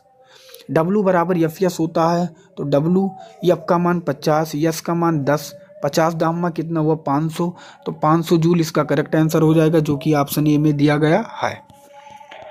नेक्स्ट प्रश्न आपके सामने, इसका उत्तर आपको देना है। एक बस 4000 यन के स्थिर बल से चलती है, तो बस द्वारा किया गया कार्य 2000 जूल है, तो बस द्वारा तय की गई दूरी क्या है। अच्छा, अभी आपसे मैंने क्या कहा, इसका फार्मूला क्या होता है, W बराबर एफ एस। W बराबर एफ एस। यफ मैंने किसको कहा था, मैंने आपसे कहा था यफ मान जो होता है वो यन का होता है। और यस यहाँ पूछा गया है, यस मतलब यहाँ पूछा गया दूरी, स्पीड पूछी गई है तो स्पीड पूछी गई हम रख देंगे। अब यहाँ पे W तो ऑलरेडी दिया गया, W कितना दिया गया 2000 जूल, तो हम रख देंगे 2000 जूल बराबर यफ। अब यफ का मान कितना दिया गया 4000, तो हम रख देंगे 4000। ठीक है, यस का मान पूछा गया तो हम यहाँ पे एस रख देंगे, कुछ करना नहीं। 3 जीरो से हम 3 जीरो काट देंगे। अब देखिए इसको अगर करेंगे तो यस बराबर क्या हो जाएगा, अगर हम रखेंगे तो 2/4, 2/4 काट देंगे तो 1/2 हो जाएगा। 1/2 मतलब 0.5 मीटर, जो कि ऑप्शन डी में दिया गया है। कुछ करना भी नहीं था आपको यहाँ पे, बिल्कुल कुछ करना नहीं था, क्योंकि अगर आपसे यस पूछा गया तो 4 से अगर 2 में भाग देंगे तो 0.5 होगा, जो कि ऑप्शन डी में दिया गया है। नेक्स्ट प्रश्न आपके सामने, इसका उत्तर आपको देना है। 2 किलोग्राम द्रव्यमान वाली एक वस्तु ऊपर की ओर 20 मीटर सेकंड प्रारंभिक वेग से फेंकी जाती है, तो 2 सेकंड बाद उसकी गतिज ऊर्जा कितनी होगी। अब देखिए इसे हम हल कैसे करेंगे। देखिए इसका जो फार्मूला होता है 1/2 mv², mv²। अब b का मान तो यहाँ दिया नहीं गया है, b का मान दिया नहीं गया है। b का मान हम कैसे ज्ञात करेंगे, b का मान क्या होता है, b बराबर u माइनस जी टी। अगर मैं इसको निकाल दूंगा तो मुझे b का मान मिल जाएगा, b का मान मिल जाएगा। अब मैं क्या करूंगा, b का मान निकालने के लिए u किसे कहते हैं, u किसे कहते हैं, u कहते हैं, हमें पता है वेग को, तो त्वरण कितना दिया गया 20 मीटर सेकंड, तो हम रखेंगे 20। ध्यान से आपको समझना, 20 माइनस जी क्या है, जी गुरुत्वाकर्षण है, गुरुत्वाकर्षण का मान कितना दिया गया है 20, तो 20। टी क्या है, टाइम है, टाइम कितना दिया गया है 2 सेकंड, तो 2 सेकंड। तो क्या आया यहाँ पे, मैंने कहीं गलती तो नहीं किया है, पहले मैं ध्यान से देख लो। यू का मान कितना दिया गया 20, ठीक है।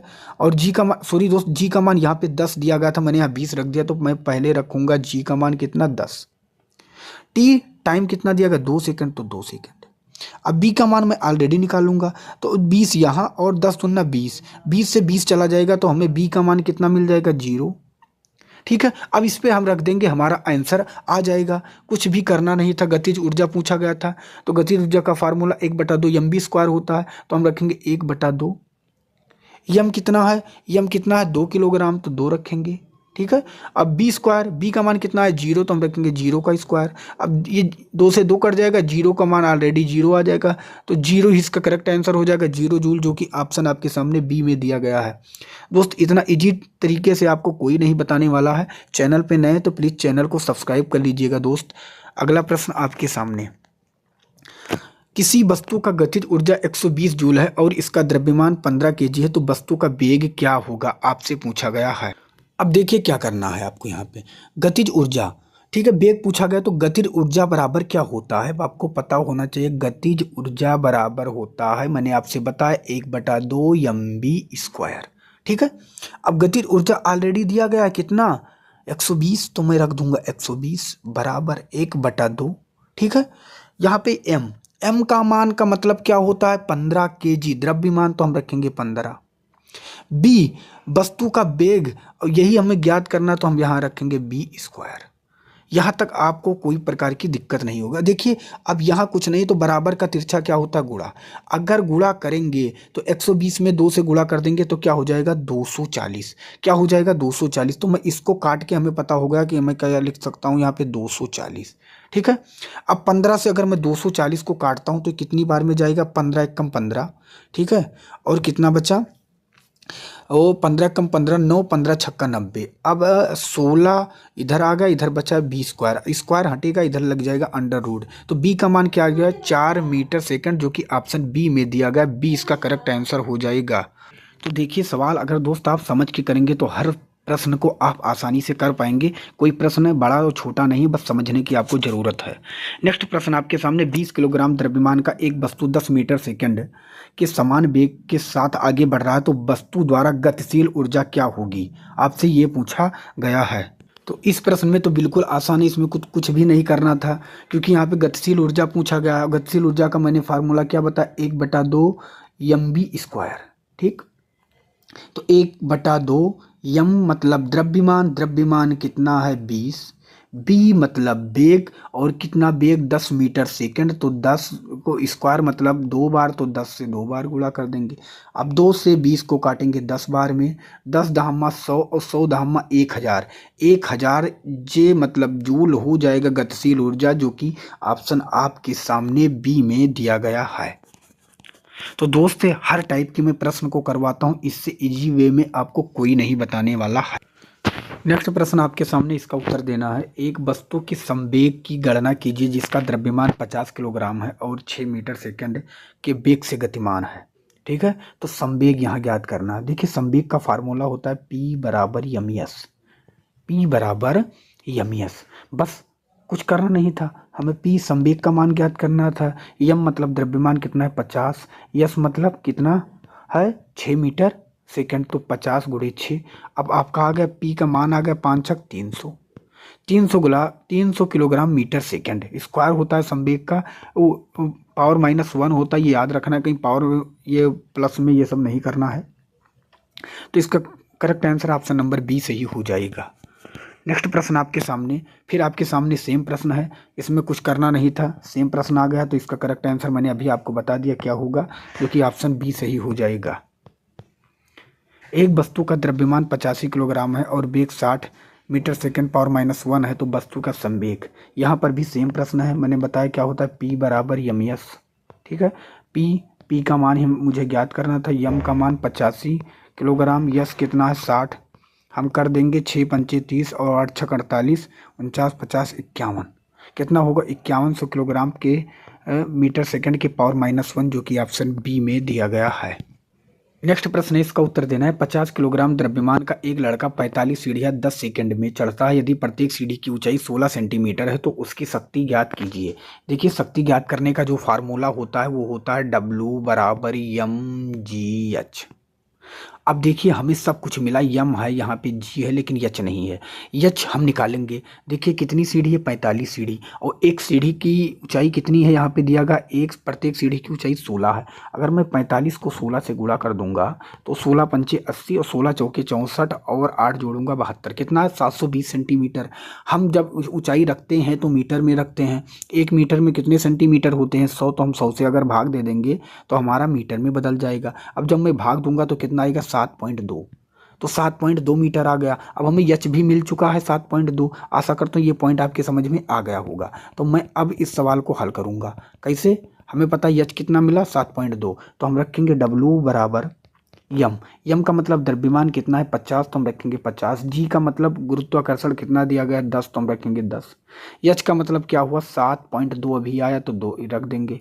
ठीक है, अब निकालेंगे तो कितना हो जाएगा 50 दहम्मा 500, और इसको गुणा करेंगे तो 5 दूनी 10, 5 सत्ते 35, 1 36, 360 आएगा। कितना आएगा 360.0 आएगा। तो पॉइंट का मतलब कुछ नहीं है क्योंकि जीरो का मतलब कुछ होता नहीं है। अब 360 जूल आया है। ठीक है, 50 दहम्मा 500 करेंगे 3600 हो जाएगा। कितना 3600.0 आएगा, तो जीरो का मतलब कुछ नहीं होगा। अब देखिए इतना हुआ, लेकिन क्या करता है वो 10 सेकंड में इतना काम करता है, तो हम 10 से भाग दे देंगे। अब 10 से जब भाग दे देंगे तो हमें एक क्या होगा कि एक शक्ति का मान निकल आएगा। तो अगर भाग देंगे तो कितना आएगा 360 वाट, 360 W, जो कि कहाँ पे दिया गया 360 W, जो कि ऑप्शन सी में दिया गया। सी इसका करेक्ट आंसर हो जाएगा। आशा करता हूँ ये भी प्रश्न आपके समझ में आ गया होगा। नेक्स्ट प्रश्न आपके सामने, इसका उत्तर आपको देना है कि क्या होगा। सेम प्रश्न है, 50 किलोग्राम भार का एक लड़का 45 से चरणों में सीढ़ियाँ 9 यस मतलब 9 सेकंड में चढ़ जाता है। यदि प्रत्येक चरण की ऊंचाई 15 सेंटीमीटर है तो उसकी शक्ति का पता लगाएं। कुछ करना नहीं है, कितनी सीढ़ी है 45 सीढ़ी है। पहले आपको मैं बता दूं 45 सीढ़ी, एक सीढ़ी की ऊंचाई 15, तो 15 से हम गुणा कर देंगे। 15 पचे 75 के 5 और 15 चौका 60 और 67। अगर मैं इसको सेंटीमीटर को अगर मैं मीटर में बदलता हूँ तो कितना आएगा 6.75, 6.75 आ चुका है। बस अब फार्मूला हमें पता है कितना है, क्या होता है फार्मूला इसका, W बराबर mgh। ठीक, तो हम W रखेंगे, यम का मान कितना है, यम है 50, जी का मान कितना है, जी का मान 10, एच का मान कितना है, एच का मान 6.75। अगर हम इसको निकालेंगे तो कितना आएगा 50 दहम्मा 500, और मैं गुणा करूंगा 50 25 के 5 और 5 सत्ते 35, 36 37 और 5 छक 30, 30 और 3 33, कितना आया 3,375। ठीक है, ये कितना है 3,375, ये आ गया। यहाँ तक आप समझ गए तो यहाँ पे डबल जीरो भी लग जाएगा, लेकिन यहाँ जीरो का मतलब भी कुछ नहीं है क्योंकि पॉइंट के बाद डबल संख्या है। अगर आप इतना गुणा करेंगे तो कितना आएगा 33 75 डबल जीरो, लेकिन पॉइंट के बाद डबल जीरो है तो इसको मैं हटा दूंगा, इसका मतलब ही कुछ नहीं है। ठीक है, तो यहाँ तक आप समझ गए। तो कितना है 33 75, लेकिन कितने सेकंड में चढ़ता है 9 सेकंड में, तो मैं 9 से यहाँ भाग दे दूंगा। अगर 9 से मैं इसे काटूंगा तो 9 तिरिक 27 हो जाएगा। 9 तिरिक 27 कितना बचा, 27 से अगर 33 से निकालेंगे तो होगा 6, फिर 9 सत्ते 63, 9 सत्ते 63 कितना बचा 4, 9 पचे 45, तो 375 डब्लू आ गया, जो कि ऑप्शन आपके सामने कहाँ डी में दिया गया। डी इसका करेक्ट आंसर हो जाएगा। आशा करता हूँ ये भी प्रश्न आपके समझ में आ गया होगा। नेक्स्ट प्रश्न आपके सामने, भूमि से 6 मीटर की ऊंचाई पर स्थित 10 किलोग्राम द्रव्यमान का एक वस्तु की ऊर्जा की गणना कीजिए। दिया गया जी का मान कितना है 9.8 मीटर सेकेंड। यहाँ पे तो आपसे कुछ यहाँ तो करना कुछ नहीं है, यहाँ पे तो आपसे सीधा सीधा ऊर्जा का मान पूछा गया है। यहाँ पे यम का मान दिया गया है 6, जी का मान कितना दिया गया है, जी का मान दिया गया गुरुत्वाकर्षण होता है 9.8।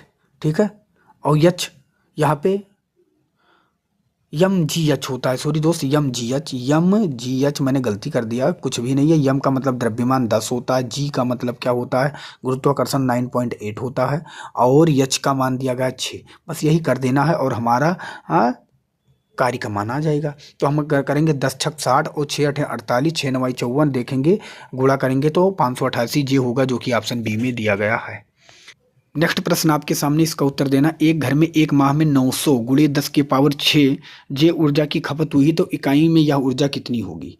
अच्छा आप ये बताइए, एक इकाई में ऊर्जा का मान कितना होता है, एक यूनिट में ऊर्जा का मान कितना होता है। तो एक यूनिट में जो ऊर्जा का मान होता है वो 3.6 गुणे 10 के पावर 6 होता है। ये आपको कोई नहीं बताने वाला, इतना तो आपको आना ही चाहिए। अब यहाँ पे कुल ऊर्जा कितनी खपत हुई है 900 गुणे 10 की पावर 6, और एक इकाई का मान कितना होता है 3.6 गुणे 10 की पावर 6। अगर मैं इसको करता हूं तो मुझे पता चल जाएगा हमारे में कितनी ऊर्जा खपत हुई है। तो मैं इसको 10 के पावर 6 से 10 के पावर 6 काट दूंगा। अब क्या बचा 903.6। अब पॉइंट के बाद एक संख्या में यहाँ जीरो बढ़ा दी। अब यहाँ पे क्या हुआ कि पॉइंट खत्म होगा तो 6 से काटेंगे 6 का होगा 36 और 6 कम 6 6 पंचे 30, 1500। अब जब मैं इसको भाग दूंगा तो कितना आएगा 250। कितना आएगा 250। तो ऊर्जा कितना आ गया 250, जो कि ऑप्शन डी में दिया गया है। नेक्स्ट प्रश्न आपके सामने, इसका उत्तर आपको देना है। एक विशेष घर में 5 दिनों में 100 इकाइयाँ की खपत हुई। यदि ऊर्जा का जूल में परिवर्तन किया जाए तो यह कितना होगा।